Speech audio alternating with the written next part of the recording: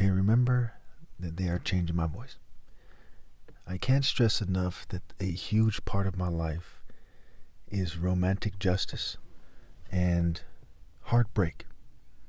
I don't exactly sit around wallowing in self pity, mind you, but I spent a lot of my life stressing about being heartbroken and being sad. And at times I was binge drinking, smoking marijuana, what have you, but in a way that didn't really have drastic consequences on my brain function, right? That's not the problem here, anywhere near the problem. You know, I've quit alcohol for many years now. At some point, I went back to it briefly, but then I quit again, and I don't smoke marijuana or anything like that. Okay. So I was engaged to a female who lived across the world. Okay, and we were in a long distance relationship. And she was having sex with people so much that she ended up being pregnant. And when she was pregnant, she left until she came back and had a child, right? So she'd leave, for like a year here and there. She'd leave for a while and then she'd come back. Hell, she might even have more than one baby, when I think about it. But she admitted to having one child, and that at some point that she was actually living with another guy for a time at least. And she said something like she would give him a compassionate kiss on the cheek or something because he's sick, and she was taking care of her. Excuse me, she was taking care of him, which is bullshit, right? She's the type of person to be sleeping with these dudes and stuff, and it's sad. But if you saw her picture and how she looked at the time, if you saw her interactions, you would believe that she's one of the most believable females on the planet when it comes to being sincere. But I knew that she couldn't be trusted. Yet I basically was faithful to her the whole time, right? Because she was flirting so much, I believe I might have flirted with a few people on the internet or something. But, that's neither here nor there, because she had made it clear to me in various ways that she was cheating. Like we'd go to the chat room sometime and she'd flirt with, she was very much friends with those people in the chat room, and she would flirt with them openly, and they'd talk about getting their box, and they'd even talk bad about me, and she would try to maintain her internet reputation instead of being loyal to the person that she swears she's in love with, and the old arguments about who loves who more and so on and so forth. Okay. So also, I live in the Santa Cruz Mountains, but Santa Cruz is a city, is far away. I live in unincorporated Morgan Hill, so it's like, it's like an hour drive, hour 10 or something. And there's something to that effect, maybe an hour 20. And so the second female I dated when I was younger, right? I didn't date any females at the same time, kind of thing, right? Well, just briefly once, these two females I met at the same time. Okay, but that didn't, that was neither here nor there. Strangely enough, they both were mixed with black and something else, right? One's black and white, one's black and Puerto Rican. And, after being shunned a long time, there was that, and I kind of didn't want to miss out on the opportunities because I'm so used to females going away. And so, boom, I dated them both in the same day, right? And they both made it clear to me that they're basically players. They don't respect me and so on and so forth. So that's why I chose to go forth with that. But so in a sense, that doesn't really count. But anyway, we got to keep this, honest. I keep my videos. I maintain a certain standard. So I went ahead and made that correction, though it's a little bit awkward and you might even argue embarrassing. But anyway, so where were we here? Okay.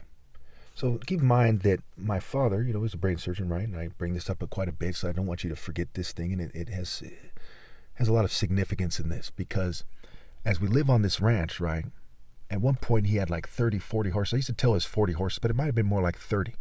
At any rate, I remember my mom telling me, and I could tell by, the way things are going on and so on and so forth, that he was spending something like $10,000 a month, okay, on these horses, right? On sometimes he buys semen, because horse semen to impregnate these horses with, and that's part of the breeding process, and it costs like a couple grand or something. And sometimes he they buy hay and alfalfa and whatever else, oats or whatever the heck else it is, because we had a farmhand handling a lot of it, and every once in a while I'd have to feed the horses and so on and so forth. So they're paying the farmhand too, and then there's vet bills. So it comes in like, $10,000 a month. So every year that's like $120,000 a year, right? And then there's, they're sending horses out to shows and they're paying trainers and so on and so forth. It's quite an expensive hobby.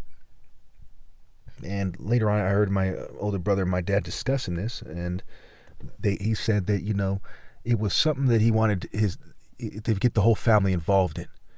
Now, I'm sure there's some truth to that, but, I try to say to him, hey, I don't like going on these long trips to these other ranches. I don't like horses. We had many discussions about that. And he said, well, little girls like horses, right? When I was a little kid, right? When I was like, 10 years old, 12 years old, 15. So you say these younger females like horses, and that you're going to, and of course, everyone could tell you immediately, especially who lives in Morgan Hill, who lives in San Jose, they could tell you that some white female who's a cowgirl or a farmer girl, yeah. The occasional random female, okay. But the vast majority of females not only don't like horses, they don't want to date a guy who's from somewhere that's not cool.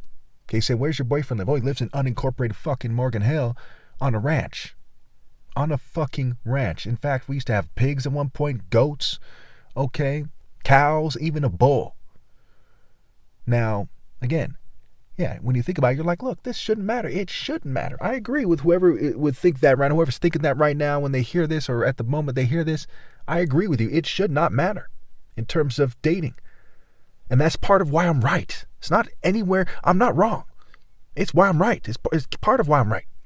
That people are that shallow, that groupie-ish. Like, oh, you're not from somewhere cool like South San Jose. And of course, I lived in South San Jose for a while. It's a story for another day, but I lived with a female.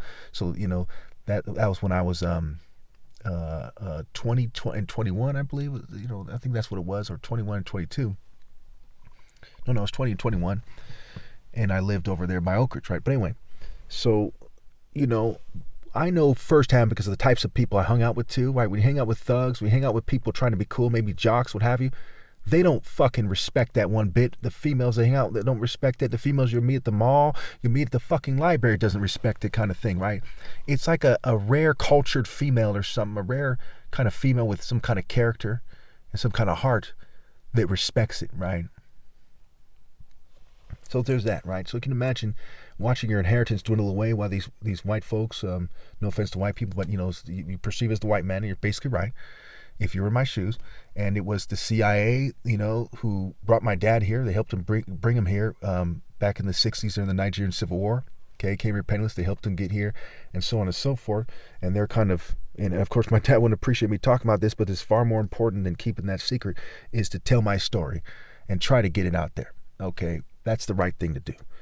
And so they were coercing him. They were encouraging him. They were using technologies on him and me my whole life. As a long time ago, people would really start to doubt this, but after the Havana syndrome and various things that occurred in the news, it's pretty much acknowledged. Now, I've been talking about this stuff before people started looking the same and acting like they're under mind control on TikTok and so on and so forth. I was talking about this stuff way before that. I was one of the pioneers of really putting out there that organized harassment with technology exists.